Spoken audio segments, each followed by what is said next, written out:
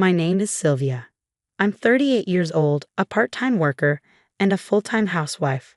Until recently, my life revolved around my only daughter, Melody. She graduated from college last year and moved out, leaving me alone with my husband Victor, who is now 50. With Melody gone, I finally had a little more time to breathe. But just when I thought I could reclaim a piece of myself, life threw me an unexpected twist. Victor and I met on a blind date. From the very first meeting, we clicked. Things moved fast, and before I knew it, we were married. Soon after, Melody came into our lives, a blessing I cherish more than anything. I had no experience raising a child, but I was determined to give her the best life possible. So when she was born, I quit my job and dedicated myself entirely to being a stay-at-home mom. It wasn't easy. In fact, it was exhausting. I did everything: cooking, cleaning, childcare, while my husband did nothing. If he finished work early, he went drinking. On his days off, he went out for fun. And if he stayed home, he locked himself in his room, lounging around like a guest in his own house. But the worst part wasn't his absence, it was his attitude. Being a housewife is easy. You get to relax and live for free. That's what he actually said to me. He truly believed that raising a child, running a household, and managing everything alone was easy. I thought about leaving him many times, but I didn't want to break up my family just because my husband was lazy and condescending. I told myself it was better for Melody to grow up with both parents. So I shifted my mindset. Instead of waiting for Victor to step up, I decided I'd raise my daughter on my own. He was nothing more than a paycheck, and for a while, that worked.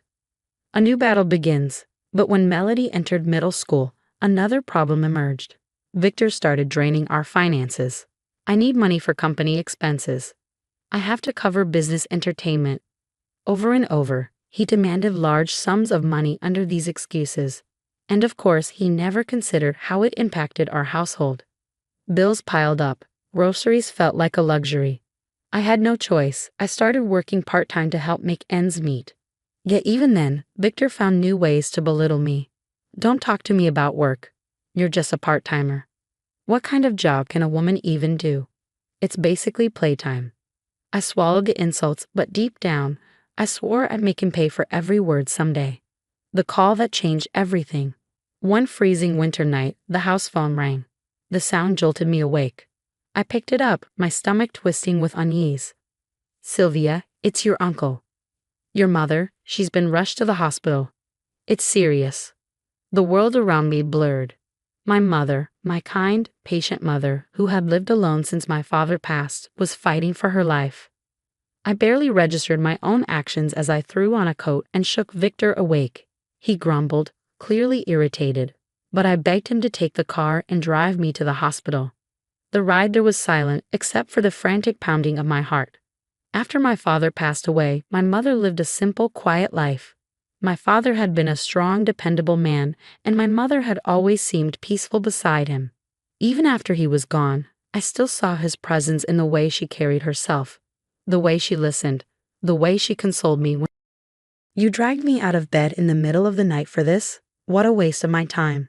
Hey, let's just go home already. I had been so consumed with worry, I'd completely forgotten he was even there. My hands clenched into fists. I swallowed my anger and spoke as evenly as I could. Go ahead. Go home without me. If my mother could hear anything in her unconscious state, the last thing I wanted her to hear was him. Victor stood up with exaggerated annoyance, shaking his head like he was the victim. Titch, all this fuss for what?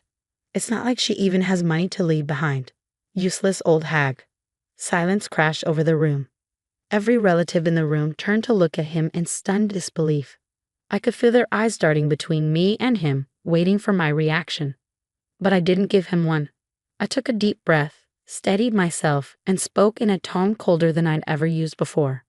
Don't worry about me. I'm fine. In fact, I've never been more sure of anything in my life. They looked at me in concern, but I simply smiled. I'm divorcing him. That morning, I returned home just as Victor was leaving for work. Without hesitation, I packed a single suitcase, just my essentials. I sent it to my uncle's house and walked out the door. I had planned to divorce Victor in a few years after he retired, but after what he said at the hospital, no more waiting. I checked into a business hotel and made a call to the lawyer I had been consulting in secret. That night, my phone rang. I didn't even have to check the screen. I knew it was him. "Hey, where the hell are you?" His voice was sharp, irritated. "Your mom's still in the hospital, right? You don't have to be there 24/7. The funeral isn't even happening yet. Just come home and make dinner already." I closed my eyes. This man had never understood me. He never would. "Leave me alone, Victor. I'm not coming home. Ever." A beat of silence. Then, "What?" "I'm divorcing you." For a moment, he said nothing. Then I heard it, the snicker. That same condescending laugh I'd endured for years. "Ha, if you think you can do that, go ahead and try. You're just a housewife with a part-time job. What are you gonna do without me?" And he hung up. I stared at my phone, my heart steady. I had expected that response. What I didn't expect. A few days later, he called me again. This time, his voice was shaking. "What the hell is this? Divorce papers, alimony?" I smiled to myself as I listened to the panic in his voice. "I told you, Victor, I'm divorcing you. And the alimony, that's for the years of mental anguish you put me through." For the first time in our marriage, I was the one in control, and I had never felt so free. "What? What are you talking about?" Victor's voice cracked through the phone, panic creeping in. I stayed calm. Every insult, every cruel word, every time you belittled me, I documented it all. In my diary, on my blog. My lawyer says it's solid evidence. Evidence? He scoffed, but there was hesitation in his tone. He had no idea I had been preparing for this divorce for years. "Any further communication will go through my lawyer. Goodbye, Victor." I ended the call before he could respond. A short time later, the divorce was finalized. We had $200,000 in savings. Legally, it was to be split between us. But after factoring in the alimony for the years of harassment, Victor's share amounted to exactly zero. I kept everything. Of course, he fought it. "That's my money. I earned it. There's no such thing as a wife's share. And that house, your useless mother's house, that's mine too." But my lawyer was prepared.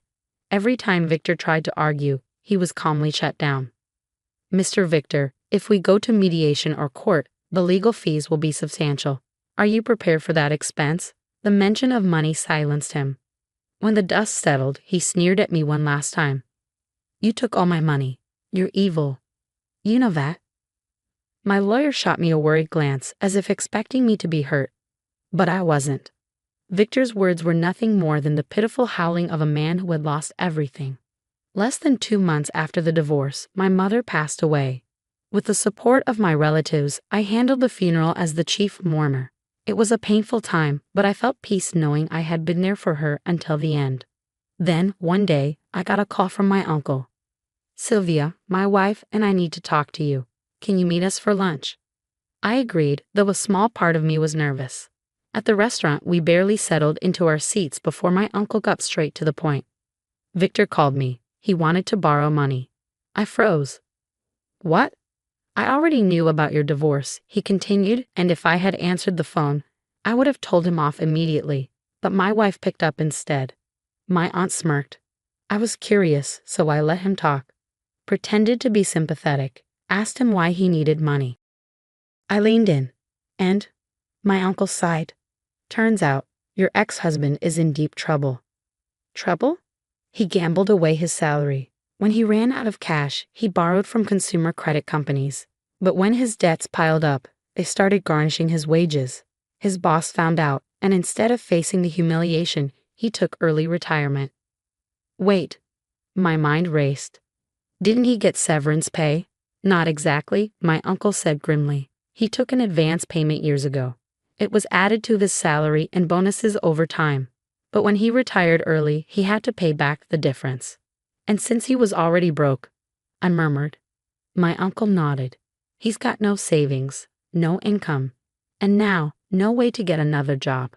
A wave of realization hit me. So that's why he stopped showing me his pay stubs. That must have been when he started dipping into the advance payment system. I turned back to my aunt, who was grinning mischievously. "So, what did you tell him?" I asked, already knowing it would be good. She chuckled. I gasped, pretended to be shocked, and said, "Oh my gosh, Let me talk to my husband about it. Then I hung up. Laughter bubbled up inside me, and I couldn't hold it back. For years, Victor had treated me like nothing. He had belittled me, insulted me, and dismissed my worth. And now, he was alone, broke, and desperate. Meanwhile, I was free, and I had never felt lighter in my entire life. It wasn't long before I learned that my ex-husband had been desperately calling not just my uncle, but every relative he could think of, begging for money. As if anyone would lend him a dime. Even the guests at my mother's wake had witnessed his disgraceful outburst at the hospital. There was no sympathy left for him. I figured he had run out of options. Then, one day, an unknown number appeared on my phone screen. I hesitated but answered. "Hey, it's been a while. How's things?" A voice I had never heard before, sickly sweet, almost oily. It took me a second to realize it was Victor. Goosebumps crawled up my arms. "What do you want?" I asked flatly. "I went by your mom's house. They're doing construction. Are you moving in?" I kept my voice steady. "No, I'm renting it out." I had considered living there, but knowing Victor, I decided against it. The last thing I wanted was to give him a clue about my whereabouts. Oh, his tone shifted. "Then where do you live now?" I smirked. "A condo. With a concierge. People can't just walk in." Silence. Then, "A condo." His voice cracked with disbelief. No wonder. Victor assumed I had barely scraped by after our divorce. He had no idea that I had inherited a fortune. The truth was, my father had been a tax accountant. When he fell ill years ago, he arranged for a trusted colleague to manage my mother's inheritance. Even back then, I had doubts about Victor's financial habits. So when my father passed, I renounced my share of the inheritance on paper. Instead, my mother inherited everything. Victor never questioned it. When he asked, I told him my father's estate was in debt due to the house mortgage. He didn't bother looking into it. And now, with my mother's passing, everything was transferred to me. It was far beyond the alimony I received from the divorce. And best of all, since we were no longer married, Victor couldn't touch a cent of it. Of course, I wasn't going to explain any of this to him. Victor cleared his throat. "If you can afford a condo, why don't you lend me some money? Right, Sylvia, please?" I let out a short laugh. "We even had a child together," he added pathetically. "The only thing I'm grateful for in our marriage is Melody," I said coldly. "But that's it. You left me to raise her alone. You looked down on me for years. Our time together was unbearable. Do you really think I would help you now?" He panicked. Whoa, let's not dwell on the past. Let's put it behind us. Maybe we can even get back together." I nearly choked. "Absolutely not," I said, disgusted. Victor had the audacity to sigh as if I was being unreasonable. "But you always made a big deal about me being a full-time employee and you only working part-time. That means I have a pension, right? A retirement bonus, right? So I'll be fine, right?" His voice cracked. I smirked. What's wrong, Victor? You are getting a retirement bonus, right? You should use it wisely." Silence. "Well then, goodbye." I hung up, and I blocked his number. The shame I once felt for having married him was replaced with something else. Pity. But only for a second. About 6 months later, Melody came to stay with me for a few days. She walked around my condo, admiring the spacious layout. "Mom, I love your new place. I wish I could live in a house like this someday." I smiled. "Your place is nice too. You told me you liked it." "True, but I can't afford something like this with my salary." "Well, it's only my first year," she said, taking a sip of coffee. She smiled, relaxed and content. We never talked about Victor. Then suddenly, "Mom, actually, there's someone I'd like you to meet." I raised an eyebrow. "Oh, you have a boyfriend?" She blushed. "Don't laugh, but he's a tax attorney." I burst out laughing. "A tax attorney, like Grandpa?" She nodded. "And there's more. One day, I found a book on his shelf. It was written by Grandpa's favorite author. I thought, maybe it's fate, you know." My laughter softened into a warm smile.